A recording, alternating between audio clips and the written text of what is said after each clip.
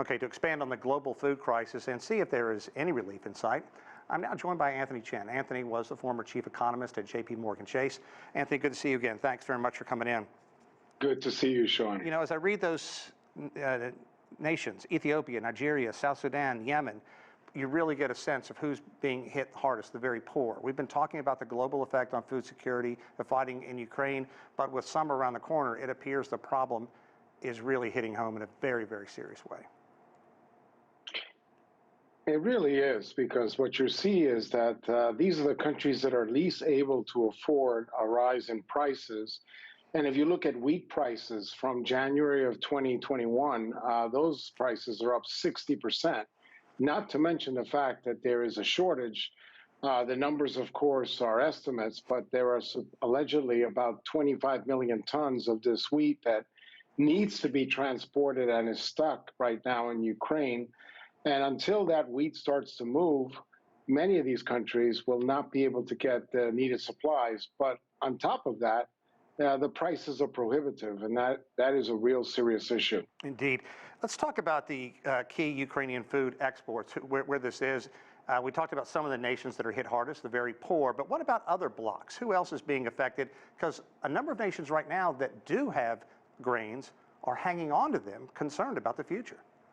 Well, not only are they hanging on to them, but even the producers that are producing the wheat are having some challenges of their own. For example, China, there were heavy rains, so they were not able to get an optimal planting season, so the crop may not be as favorable.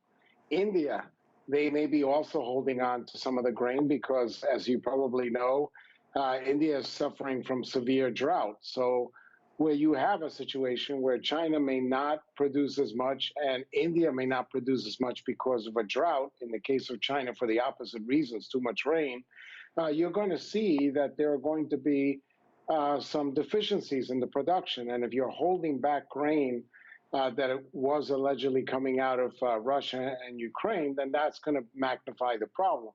Another issue, of course, is that you're also not seeing as much potash getting out of both Ukraine and Russia to other countries, which, as you probably know, is an important ingredient to make fertilizer, which impacts the yield that you get when you're planting crops.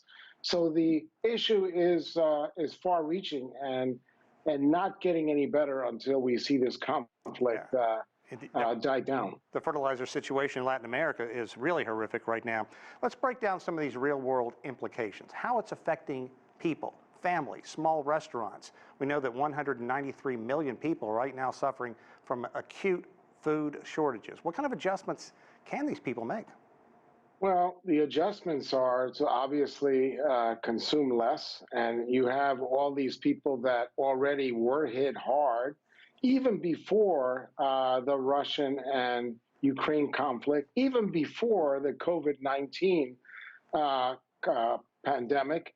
They've been impacted by climate change. So you have those three factors that are hurting, and the end result is going to be more people that are going to be food insecure, and that's not good.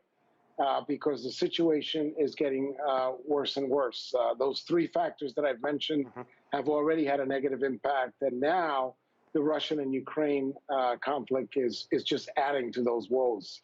And Russia is defending its actions, basically placing the blame for all the impending food shortages, impending crises on the West. We saw those satellite images of Russia taking grain where they had ships near Ukraine. In any way, shape, or form, is what Moscow is saying fair? Well, I think that if you have a Ukraine and Russia conflict and you're not allowing the grain to come out because of the war tensions, one of those countries are at fault. It stands to reason that Ukraine would love to get the food out and generate the revenues, and obviously Russia and Ukraine are at odds with each other. So I think that the blame certainly lands on both on the conflict between Russia and Ukraine, and we know from that situation that it's very hard to believe that Russia does not have some blame to be associated with that conflict. with regard to this grain not getting out.